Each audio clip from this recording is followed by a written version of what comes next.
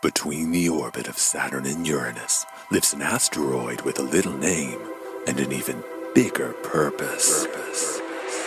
Before you can move beyond the limitations of your current 3D reality and enter the age of Aquarius, you must cross the Rainbow Bridge, become your own shaman, and heal yourself.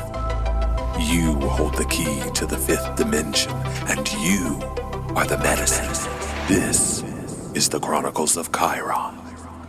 Hello, star people. Thank you for joining me today on Chronicles of Chyron. I'm your host, Chrystopher King. I'm a Chironic healer, shamanic astrologer, ascension guide, and medicine alchemist. And in this space, we dive deep into all things ascension, awakening, astrology, extra-dimensionals, plant medicine, and of course, healing. Chyron is an asteroid named after the mythological centaur and is known as the wounded healer in traditional astrology. But in 5D astrology, he is the healer, the shaman, and the rainbow bridge.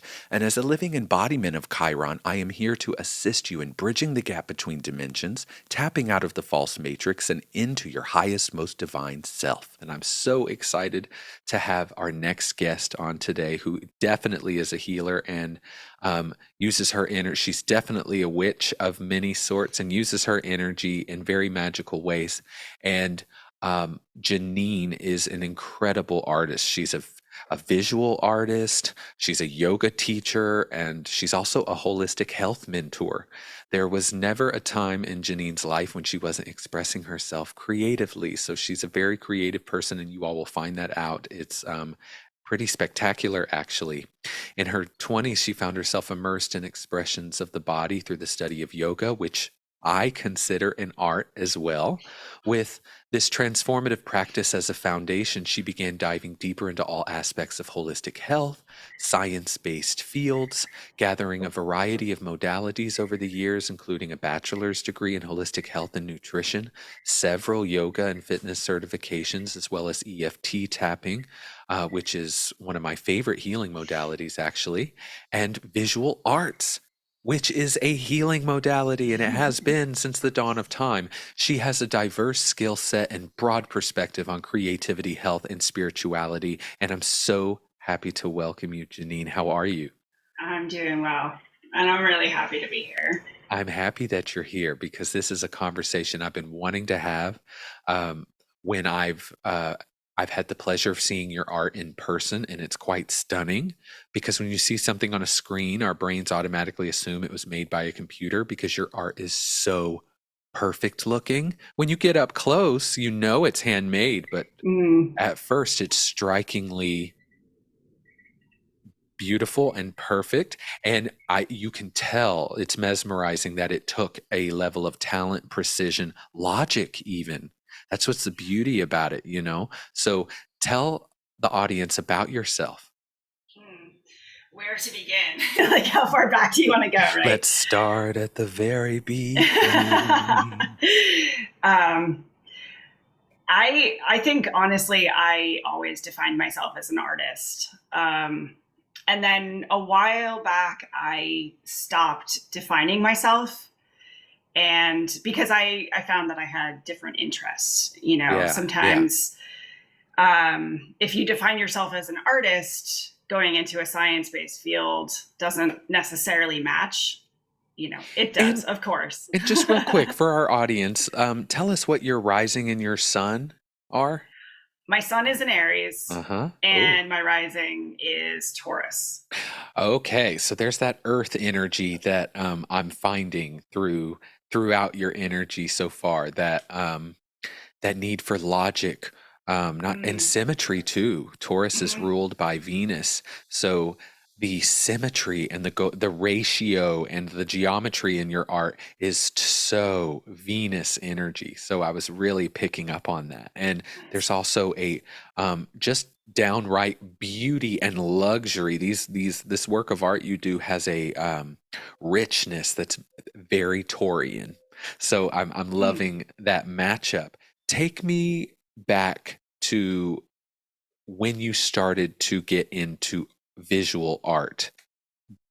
When was this? Were you drawing as a kid? When did this start? My whole life. Both my parents, it was kind of interesting because definitely feel like I was molded very early on, where both my parents my dad was an engineer, but he was also an oil painter. And my mom she was a registered dietitian, but then she was also a calligrapher. So they were both visual artists, and they had this math science background. Wow. And I hated math growing up. My dad would tutor me on my math homework, and I would end up in tears because engineer, Oh my God. Yeah, me too. But now I'm making geometry for my art. That didn't start until very later on, but I always, since the very beginning I was always making things. I was always working with my hands and drawing and making creative objects and whatever. A lot of your work has a physical yoga. It's a lot about the body. So, for our audience, Chiron is the asteroid or planet that rules Virgo, which is the healer. And Virgo, the 6th house, is all about diet, health, how you take care of your body.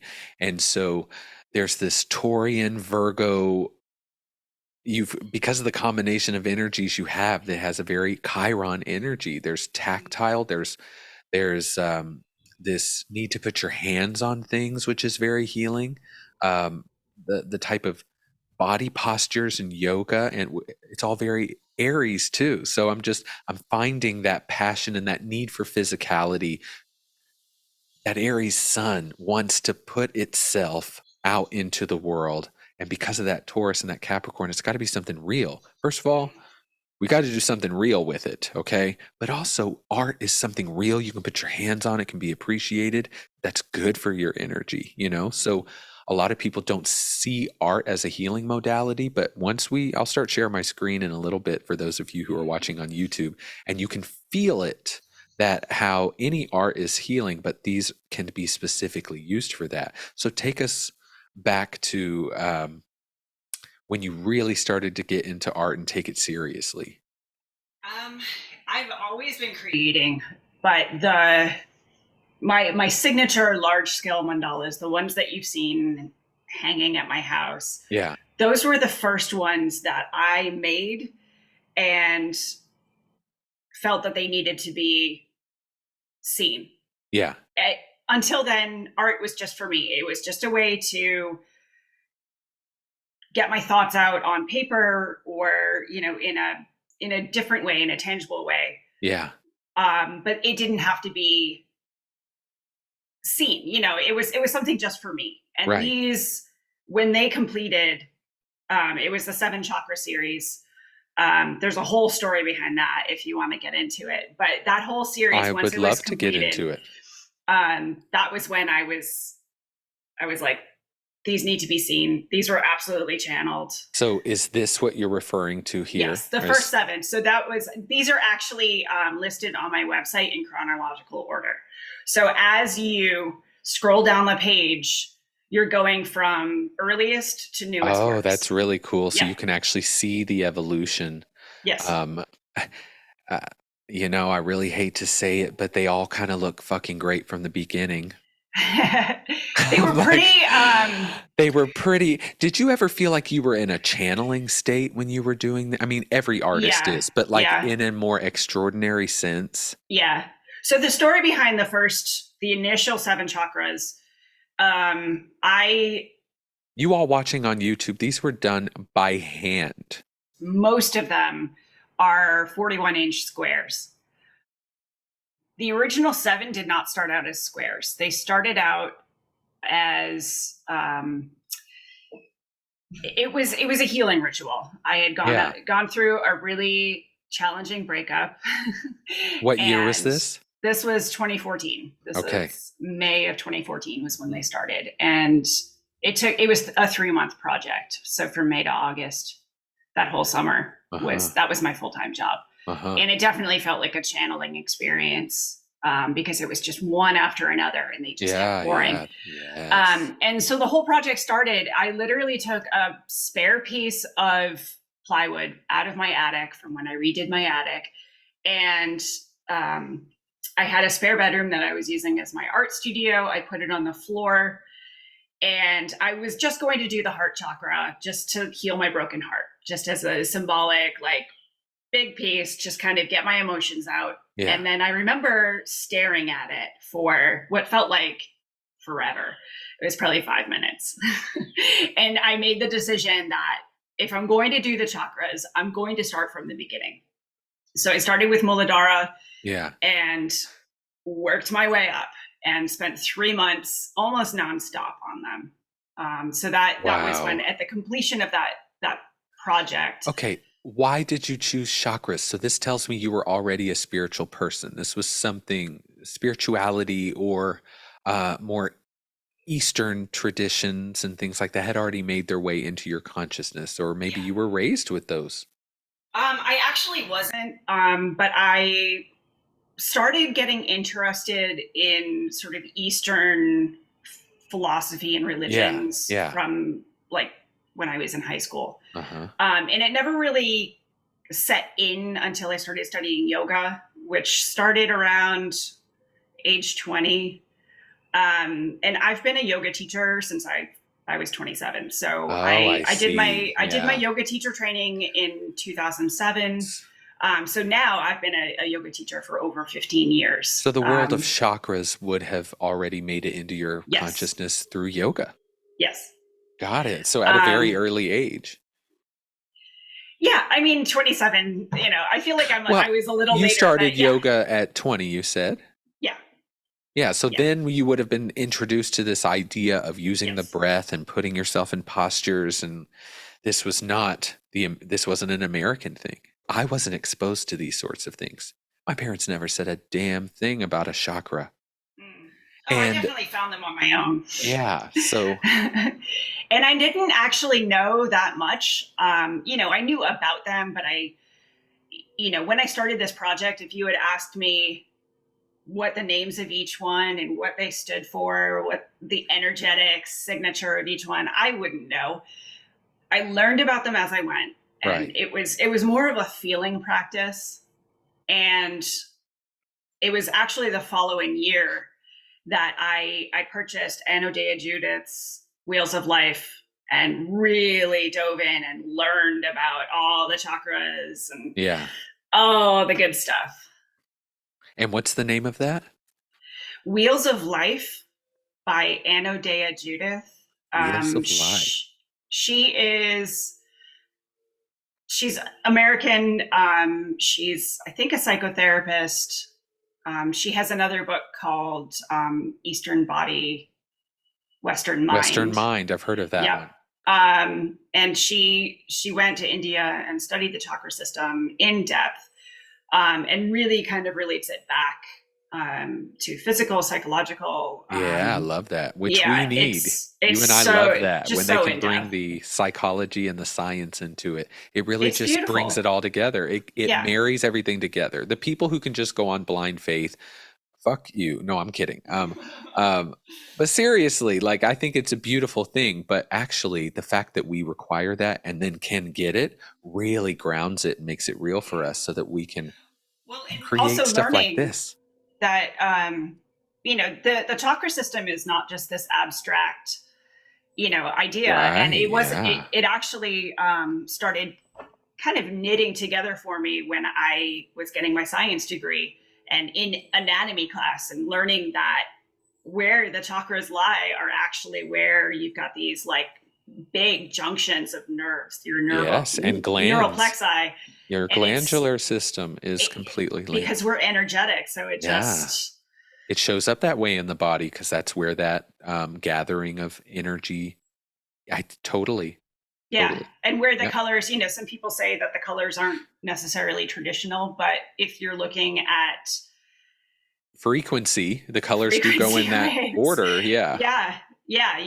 So it's all connected. So now, as I've gone through this practice, I've just kind of built and learned more and more and more, and it's like little puzzle pieces fitting together. Absolutely. That's everyone on this podcast, every healer. Right. There were things like me acting and singing my whole life and being a director, and things leading towards certain things that you thought were going to go one way, but was setting the stage for something else. Now, speaking of that, you weren't necessarily a math person, so when did geometry, and specifically sacred geometry, come into the picture? Well, when I painted, I mean, it all started from this series, and I had done some little. I think when you took the workshop, you saw some of my little drawings. They were just colored pencil on paper, and I started playing around with mandalas in the way that I make them. So I was just doing big scale versions of them, and with the chakra series, I was keeping in the traditional petals. Each chakra. Muladhara has 4, Svatisthana has Oh, 6, yeah. Manipura has 10, I Anahata has noticed 12.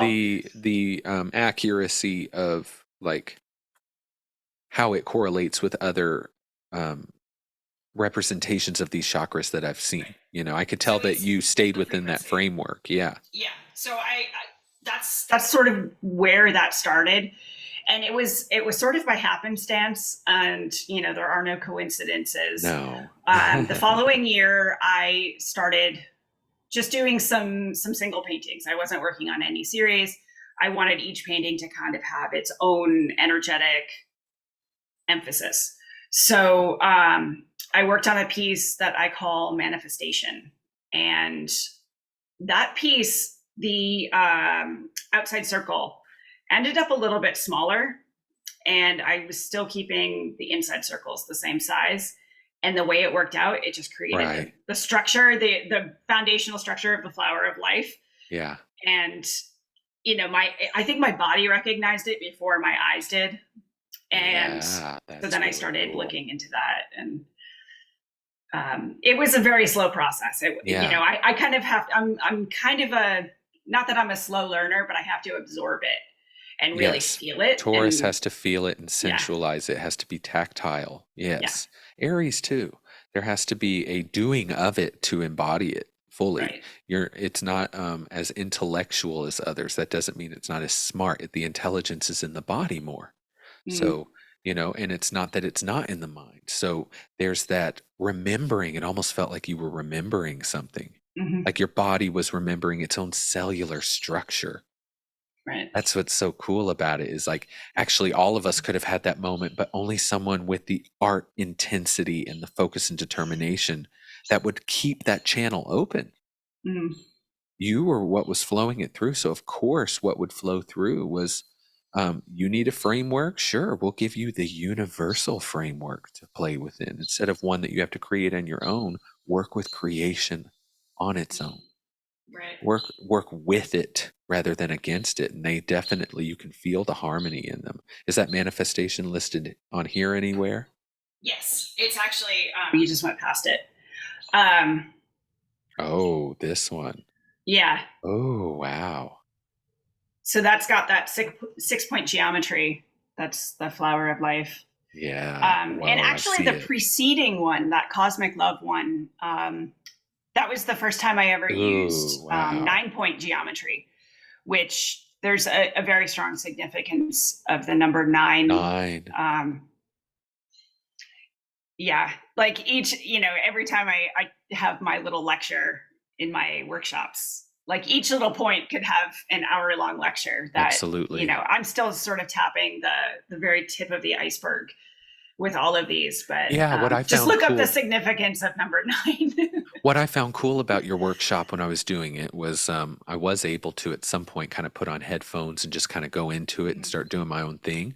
But there was a lot of information involved. There was a lot of really going into the sacred geometry, the science, the kind of esoteric and the history, um, the foundation, giving us a really strong foundation, tuning us to the fact that we're not just making art here, we're kind of replicating source and creation itself.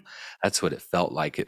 We were all coloring that thing in and trying to do it not just to have fun, but because it was like we're creating something on a template that is already built for us that we recognize because it's on a soul level rather than made by Right, man. That right. and I made that sound complicated, but that's why everyone was so jazzed up about it. We were all in some kind of flow. It was very meditative too. That was the experience I had. Yeah, that's the idea of why I even started the workshops, because I get a lot of Oh my goodness, look at a this lot one. of meditative benefit from doing these paintings. I mean, they are very meticulous where, they take hours and hours and hours of just paint and sort of making a mess and then cleaning it up. And it's I guess that's part of my personality too. It's just like some of creating this big mess and then kind of cleaning it up and structuring it, but also having this like entropy sort of feeling. And you said you were creating an oracle card deck. I am creating an oracle deck. Beautiful. It started with that transformation piece, and I started painting moths because they're beautiful. And then it just kind of followed the inspiration and has become an oracle deck of winged insects. Yeah. And it'll have 4 suits. And I'm about 3/4 of the way. No, I'm about 1/4 of the way. Well, it was going to be a 2-year project, but it's turning out to be much longer than that. And that's okay. That's okay, because when it finally is complete, it is going to be incredible. And everyone watching and listening is going to amplify that with me, because this is just awesome. And there's something magical about it, because there's very psychedelic as well. These feel like a psychedelic journey. Like, I would love to commission you to do one for each plant medicine in my profile, I mean, and I can just give you all about it. You can connect to that plant spirit, because this is magical. So when this type of what's really interesting is not only does it look good, but your energy's all over it, and what it evoked in you is all over it. And for someone like me who is an empath, especially people who have the ability to who are psychometric, or they can touch things and feel energy off of it or get memory off of it, this activates people like us. To some people, it's just beautiful, and that's okay too. It's activating them in that way. But for other people, especially empaths, highly sensitive people, we can feel this kind of art in our body. And I've also heard people who are neurodivergent, like ADHD, say that these just calm their mind instantly. That's such a good point, because a lot neurodivergency and people with ADHD and other so-called mental disorders or disabilities, whatever you want to call it, they're actually just different ways the mind works, and then it's not incorrect, and we just have a world and a requirement of people that are not set up for that sort of thing. Just like empaths and highly sensitive people, we're not set up for living in those cities and being around all those people all the time like that. And this probably brings them back into oneness, because the geometry brings you back into a state of coherence. The interesting thing too is if you get a bunch of these, I noticed this a while ago, and it wasn't planned, but it's just synchronistic, of course. They, in small thumbnails, they look like cymatics. They look like images of cymatics. Yes, and can you tell us what cymatics is? It's vibration through a solid structure. So whether water or sand or your cells, it's sound, vibration, frequency through solid objects. It's what creates the spiral in shells. It's what creates the rings in trees. It's what creates the pattern, the fractal state of trees and leaves and plants. It's just the visual aspect of this vibrational world, right? Yeah. And so when you look at cymatics, if you zoom out, they look like a zoomed out version of these mandalas, because they are these balanced geometric structures that are created by sound. Yes. And, sound that we may or may not be able to hear. We can only hear a tiny little fraction. We can only see a tiny fraction of these frequencies. So, yes. And I always, part of my little lecture in my workshops is I relate back to the work of Dr. Emoto, where he was, using words and sound frequencies to create crystals and ice.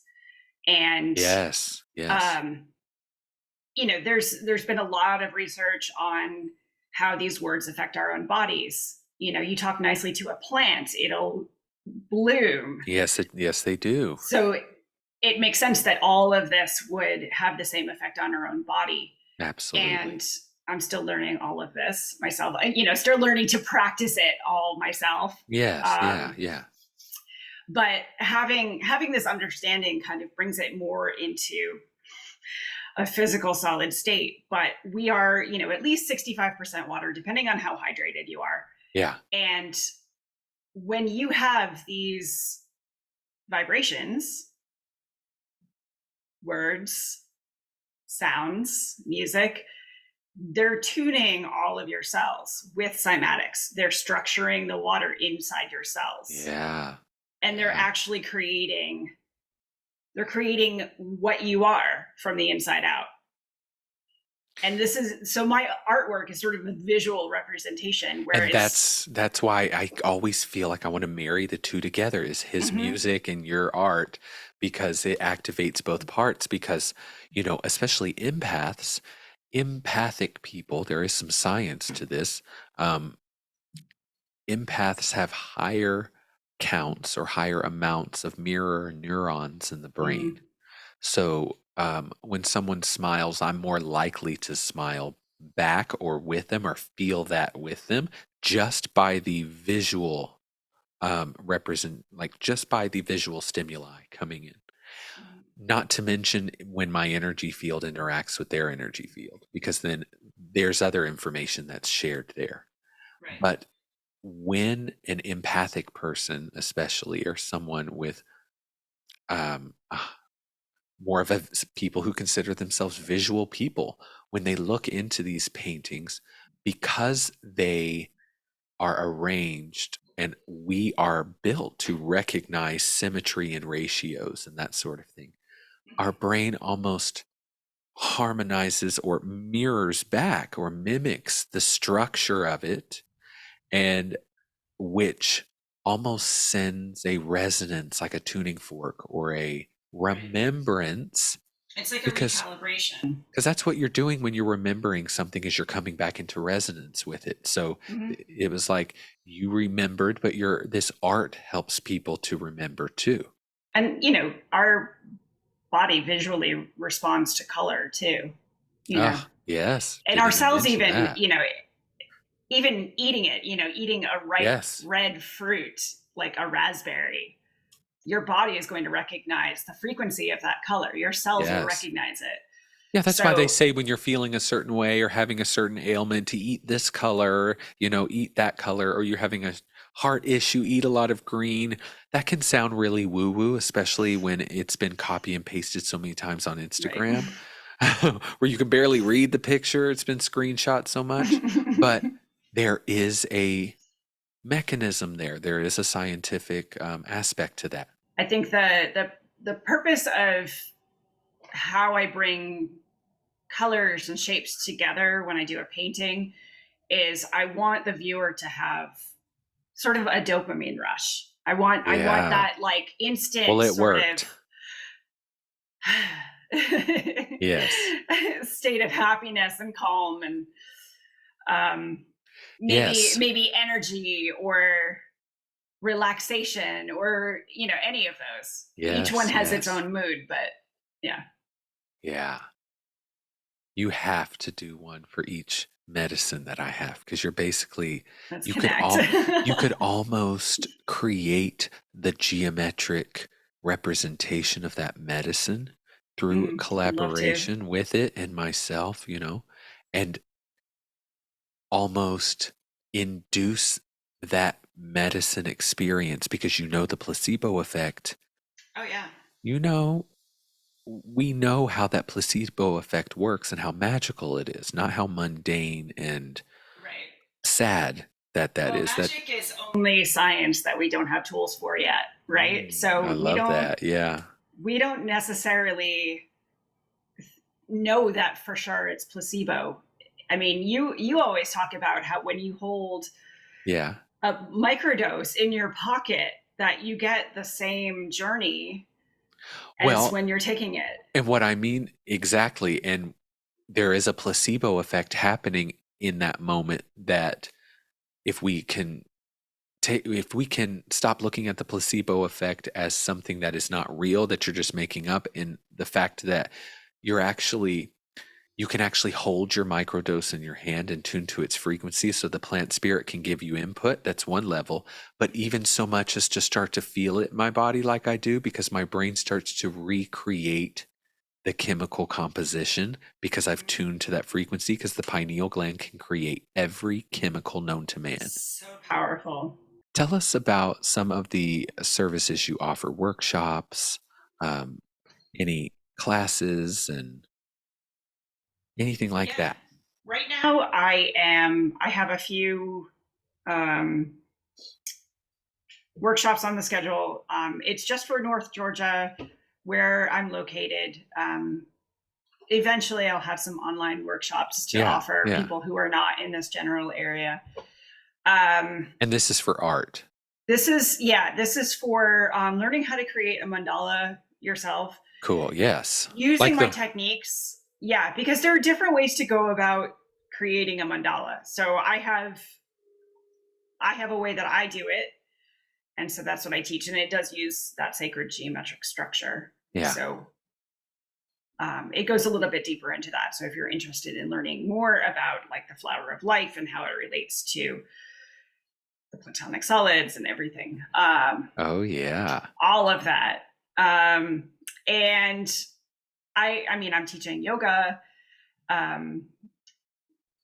4 days a week right now, and I'm working on 5, but that is also just in person. Yeah. So yeah, and then I always have my art going, and you know, I try to connect, get myself out there. I'm not in any galleries at this time, but my website's 24/7. You can always you're go and visit. you're creating a vault for sure. And I would say an arsenal too. Like if but they do need to leave the house at some point. Yeah, I'm sure they will when it comes time for the light workers and the shadow workers to finally take over and reclaim this planet. We're going to use this art to just it's like a bunch of military weapons in here. Like you cannot control us now. You cannot mind control us with this, because we do are not consent. Do not consent. Exactly. So, Jeannine, tell everyone where we can find you. I am Jeannine Burgess _art at Instagram. JeannineBurgess.com is my website. That's kind of the landing for everything that I offer. And I'll put those, and all of that's on your website listed. Yes. Yeah, it's a beautiful website. You all should go check it out, JeannineBurgess.com, and I'll list that in the show notes below. You can find her at Jeannine Burgess _art once again, and on Facebook as well, Jeannine Burgess Healing Art. So go ahead and check that out now. I have one more question for you, and I ask everyone this, because everyone on here is in their way being a living embodiment of Chyron, and Chyron is Chyron with a Y. Is that rainbow bridge, not just between realms, but between the third dimension and that fifth dimension, that unity consciousness. And we're definitely going through an ascension and awakening process right now. And do you have anything that's coming through for you right now in your ascension and awakening process that is meaningful, or anything that you've been noticing? The past 6 years, I feel like I've been in this like heavy ascension symptoms, and kind of feeling it. And I'm really feeling that surrender is necessary, and just, you know, not giving up. And there's a very fine line between kind of just giving up, just hiding in the closet and just like throw a blanket over my head, and I don't want to see anything. Yeah. Or surrender, where you're kind of flowing with whatever energy happens for that particular moment. And Yes. it can Yes. change moment to moment, day to day. And allowing it to move through you Mm. rather than getting stuck. Yeah, Feeling because what you need giving to up would feel. be getting stuck. Yeah, Right. giving up would be staying still. Surrendering would be, instead of going against it, you'd start to go with it. But giving up is not the same as surrender, because giving up would be, I'm standing right here. There's no motion forward. So I Right. get that. And no action. Yeah. Yeah. And the Yeah. surrender is, it's not real action, but it's sort of an allowing of feeling, allowing that sort of external movement to go through you and move through you so that you can transmute, I guess. I mean, I don't want to keep Yes, you're using using Chiron words. all of Yes, these transmute. words from No, the this audience can handle it. You all can handle it. I know you can. I feel like Amy, she's like, every time she says like certain words, she's like, I know, hard eye roll. Like the new Yeah, agey things. but if we Yeah. don't say it, they're not going to ever know. If we all don't Right. use these words. So, and transmutation should be a commonplace word for people in the healing arts and the work that we do, because that's what Chiron is. Chiron is a transmuter of energy. That's what healing is doing. That's what empaths are doing, are transmuting energy. And if you don't know what that means, go look it up. Period. A lot of times, if I had it my way, I would stop calling myself a healer and call myself an alchemist or a transmuter. That's really what's happening, because healing, that word has been overused in many different ways. And really what's happening is something's not being fixed. There's and that as well is the fact that I'm not doing the healing. I'm broadcasting a frequency, which is what transmutation is doing, is giving an opening to something to transmute. It's not a transformation. It doesn't die off and become something else. It evolves. Like, we can take that pain and turn it into power. And that is what your Chiron energy is all about. It's that rainbow bridge. So, speaking of, what do you think your role is in the ascension and awakening process? On a collective level, even, what do you think you're here to do in this process? Because you're obviously not, working as a public school teacher or high up in some corporate environment. You have carved your own path and drawn your own path. Right. So there's a role. I wonder about that often. Because depending on the day, depending on how heavy the energy I'm feeling, I might say, I am here to create these visual frequencies to help people move through whatever energy they have to move through. Yeah. And then other days, I get like, oh, nobody sees it and I don't know what I'm doing. Yeah. So basically you're like all the rest of us. Right. Although Chiron in the fifth dimensional astrology is just the healer, there's no wound anymore. He heals because that's what you do, not because he's wounded. We're still not all the way there yet. All of us healers are wounded. In this frequency, suffering really makes us want to get better. In those higher states of consciousness, that's not needed anymore. But we're also still phasing out of that. So sometimes we still use suffering or those lower moments to catapult us up again. And as a healer, you would definitely be embodying the Chiron archetype by going through your own process constantly, which never lets you go. That would be like your doctor saying, I always go back to the college once a year to take more classes to stay up to date on the new technology. That's the shaman's way. That's the healer's way. Is we're drawn into this path, and it's not always hell, but a lot of it is, because there's a lot of look at what was born from the hell you went through at one time. Oh yeah, it is changing. I mean, that's that's catalyzing. And I don't mean some of to... the darkest moments of my life have been the brightest changes. Yes. You know, yes. And that's usually the healer's path, the artist's path too.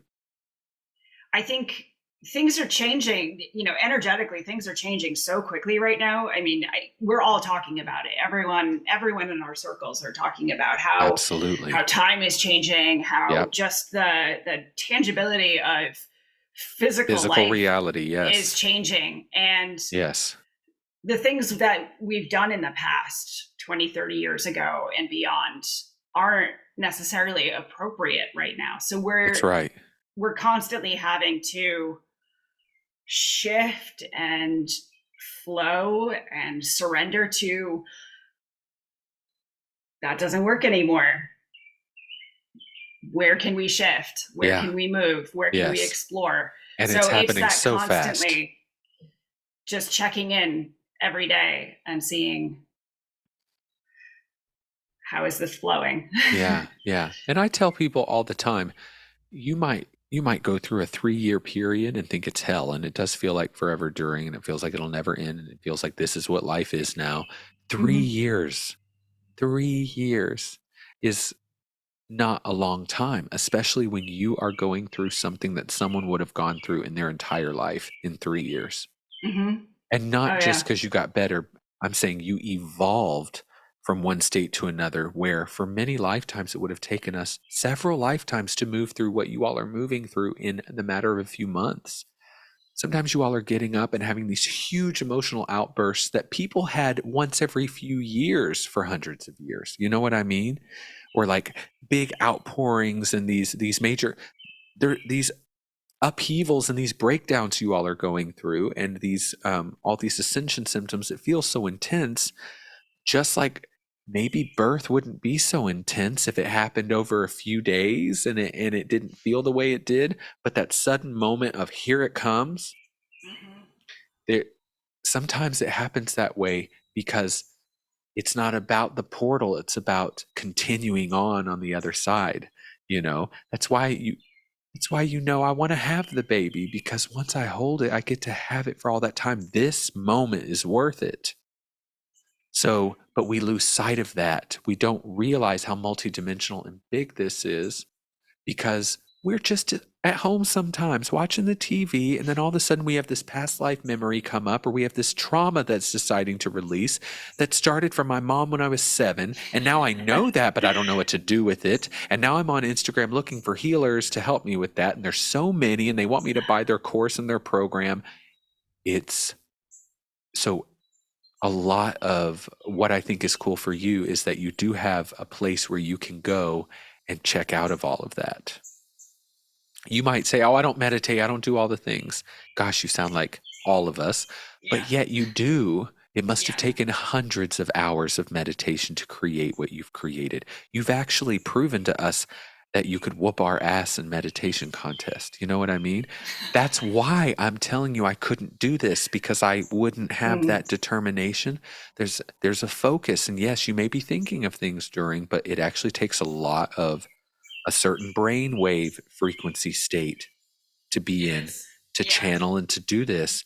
So you probably have a meditation certificate waiting for you in the astral realm, because you've earned it.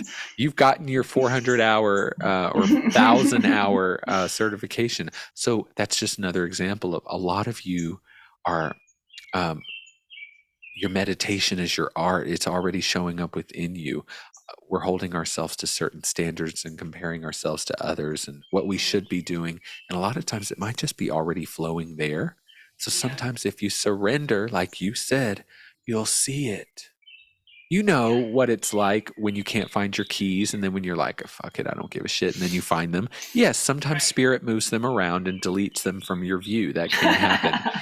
But other times you're not in the frequency range to find it, because you're focused on it being lost. Yeah. So, yeah. And what we give our attention to is where our energy flows. So visual art, what's really cool is that I had a discussion with Ben on the podcast, and we talked about music not having words, and how that feels like it's evolving into that. maybe art is evolving out of necessarily abstract or kind of like trying to mimic reality, and your art's almost evolving us like that into more coherence instead of more fractalized versions. Because if you're just trying to paint something that's already there in your own way, it's still fractalizing it. You're almost just like words complicate things. Right. You know, it's just an energy. Yeah. This has more meaning in it than the photo of a tree because it's a tree. You know what I mean? Because this has a shape, you've already filled it in for us, but we can take it from there. So, and that's what it feels like with Ben's music is I can create the story.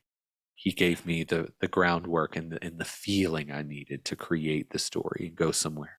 Yeah, and your body and energetic field will take what it needs and use it to its benefit, whatever gaps might be there. Yeah. Very cool. Well, thank you so much for joining me today. Everyone, once again, head over to JeannineBurgess.com and follow her on Instagram, JeannineBurgess_art. You have to check this beautiful art out. It is healing just to look at it, and you can own it yourself. A lot of them are for sale, and they are big, gorgeous. I mean, I'm going to have some in my big mansion that I'm going to have, my huge retreat compound and center. I'm going to have these everywhere. And thank you once again for sharing. Is there anything else you want us to know before we go? Getting into your body, and even though we're, spiritual beings having this physical experience, taking care of your body is always a good practice. Yes. So honoring that temple in whatever way you can, in any given moment. That's a good point. We have a lot of really light workers important. trying to get out of their body. They're trying to become more spiritual, and that feels less physical. But we're here for a reason, right? Yes, we're still here. Yes, Yeah. and I believe that we're here to ground those frequencies and become more physical with more light rather than less physical. You become less physical when you die, when you pass, when you transition. We do that all the time.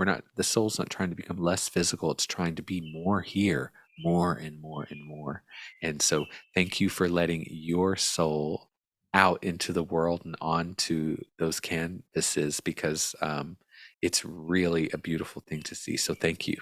Thank you so much. So if anyone is wanting to work with Jeannine, head over to her website. You can look at the show notes below and click on that link, or you can head over to my website, theastromedium.com. I offer one-to-one ascension and awakening coaching, astro mediumship, 5D astrology readings. I also offer luxury retreats, private plant medicine experiences, and classes and workshops. So if you'd like to work with me, head over to theastromedium.com, and we'll see you next time on Chronicles of Chyron.